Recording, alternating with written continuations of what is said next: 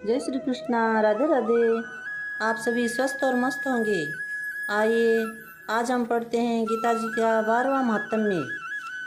श्री महादेव जी कहते हैं, पार्वती दक्षिण दिशा में कोल्हापुर नाम का एक नगर है जो सब प्रकार के सुखों का आधार है, सिद्ध महात्माओं का निवास स्थान तथा सिद्धि प्राप्ति का क्षेत्र है।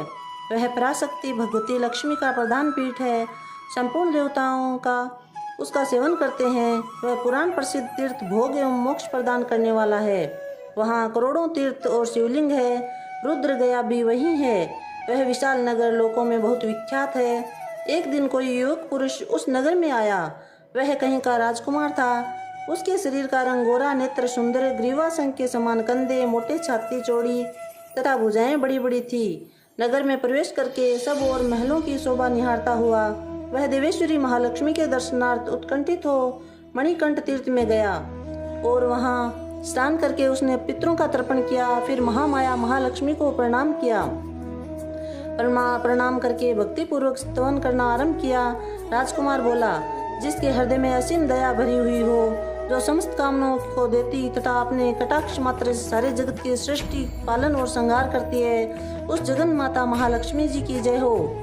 जिस शक्ति के सहारे उसी के आदेश के अनुसार परमेष्ठी ब्रह्मा सृष्टि करते हैं, भगवान अच्युत जगत का पालन करते हैं तथा भगवान रुद्र अखिल विश्व का संहार करते हैं, उस सृष्टि पालन और संहार की शक्ति से संपन्न भगवती पराशक्ति का मैं भजन करता हूँ। कमले योगीजन तुम्हारे चरण कमलों का चिंतन करते हैं। कमलालय, तुम अपनी स्वाभाविक सत्ता से ही हमारी समस्त इंद्रिय गोचर विषयों को जानती हो।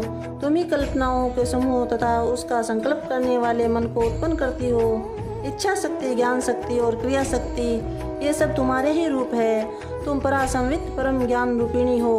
तुम्हारा स्वरूप निष्कमल, निर्मल, नित्य, निराकार, निरंजन, अंतर्रहित, आतंक शून्य, अवलंबन तथा निरामय है।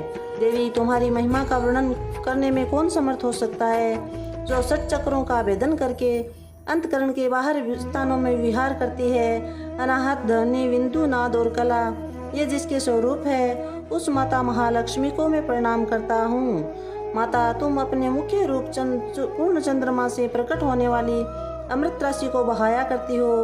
तुम ही परा, पश्चंत, मध्यमा और वेकरी नामक वाणी हो। मैं तुम्हें नमस्कार करता हूँ। देवी, तुम जगत की रक्षा के लिए अनेक रूप धारण किया करती हो। अंबिके, तुम ही ब्राह्मी, वैष्णवी तथा महेश्वरी शक्ति हो। वाराही, महालक्ष्मी, नरसिंही, ऐन्द्री, कुमारी, चंडिका, जगत को पवित्र करने वाली लक्ष्मी, जगन माता सावित्री, चंद्रकला तथा रोहिणी भी तुम ही हो। परमेश्वरी, तुम भक्तों का मनोरथ पूर्ण करने के लिए कल्पता सम्मान हो। मुझ पर प्रसन्न हो जाओ। इस प्रकार स्तुति करने पर भगवती महालक्ष्मी अपना साक्षात्कार स्वरूप धारण करके बोली, राजकुमार, मैं तुमसे प्रसन्न हूँ। तुम कोई उत्तम वर मांगो। राजपुत्र बोला, माँ, मेरे पिता राजा बृहस्पति अश्वमेघ नामक महान यज्ञ का अनुष्ठान कर रहे हैं। वे देह योग से रोगग्रस्त होकर स्वर्गगामी हो गए। इसी बीच में यूप में बंधे हुए मेरे यज्ञ संबंधी घोड़े को, जो समूची पृथ्वी की परिक्रमा करके लौटा था, किसी ने रात्रि में बंधन काटकर कहीं अन्यत्र पहुंचा दिया। उसकी खोज में मैंने कुछ लोगों को भेजा था, किंतु वे कहीं भी उसका पता नहीं पाकर जब खाली हाथ लौट आए, तब मैं सब ऋषिजनों से आज्ञा लेकर तुम्हारी शरण में आया हूँ। देवी, यदि तुम मुझ पर प्रसन्न हो तो मेरे यज्ञ का घोड़ा मुझे मिल जाए, जिससे यज्ञ पूर्ण हो सके। तभी मैं अपने पिता महाराजा का ऋण उतार सकूंगा। शरणागतों पर दया करने वाली जगत जननी लक्ष्मी, जिससे मेरा यज्ञ पूर्ण हो, वह उपाय करो। भगवती लक्ष्मी ने कहा, राजकुमार, मेरे मंदिर के दरवाजे पर एक ब्राह्मण रहते हैं, जो लोगों में सिद्ध समाधि के नाम से विख्यात है। वे मेरी आज्ञा से तुम्हारा सब काम पूरा कर देंगे। महालक्ष्मी के इस प्रकार कहने पर राजकुमार उस स्थान पर आए जहाँ सिद्ध समाधि रहते थे। उनके चरणों में प्रणाम करके राजकुमार चुपचाप हाथ जोड़कर खड़े हो गए। तब ब्राह्मण ने कहा, तुम्हें माताजी ने यहाँ भेजा है। अच्छा, देखो, अब मैं तुम्हारा सारा अभिष्ट कार्य सिद्ध करता हूँ। यूँ कहकर मंत्रवेता ब्राह्मण ने सब देवताओं को ही खींचा।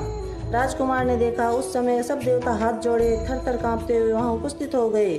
तब उन श्रेष्ठ ब्राह्मण ने समस्त देवताओं से कहा, देवगण, इस राजकुमार का अश्व जो यज्ञ के लिए निश्चित किया हो चुका था, रात में देवराज इंद्र ने चुरा कर अन्यत्र पहुंचा दिया है। उसे शीघ्र ले आओ। तब देवताओं ने मुनि के कहने से यज्ञ का घोड़ा लाकर दे दिया। इसके बाद उन्होंने जाने की आज्ञा दी। देवताओं का आकर्षण देखकर तथा खोए हुए अश्व को पाकर राजकुमार मुनि के चरणों में प्रणाम करके कहा, महर्षि, आपका यह सामर्थ्य आश्चर्यजनक है। आप ही ऐसा कार्य कर सकते हैं, दूसरा और कोई नहीं। ब्रह्मान, मेरी प्रार्थना सुनिए। मेरे पिता राजा बृहस्पति अश्वमेघ का अनुष्ठान आरंभ करके देव योग से मृत्यु को प्राप्त हो गए हैं। अभी तक उनका शरीर तपाए हुए तेल में सुखा कर मैंने रख छोड़ा है। साधु श्रेष्ठ, आप उन्हें पुनः जीवित कर दीजिए। यह सुनकर महामुनि ब्राह्मण ने किंचित मुस्कुराकर कहा, चलो, जहाँ यज्ञ मंडप में तुम्हारे पिता मौजूद है, चले। तब सिद्ध समाधि ने राजकुमार के साथ वहां जाकर जल अभिमंत्रित किया और उसे शव के मस्तक पर रखा। उसके रखते ही राजा सचेत होकर उठ बैठे। फिर उन्होंने ब्राह्मण को देखकर पूछा, धर्म स्वरूप, आप कौन है? तब राजकुमार ने महाराजा से पहले का सारा हाल कह सुनाया।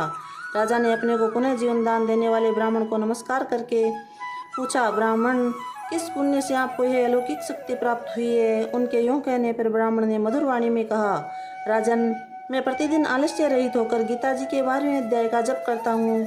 उसी से मुझे ये शक्ति मिली है जिससे तुम्हें जीवन प्राप्त हुआ है। यह सुनकर ब्राह्मणों सहित राजा ने उन ब्रह्म ऋषि गीता के 12वें अध्याय का अध्ययन किया।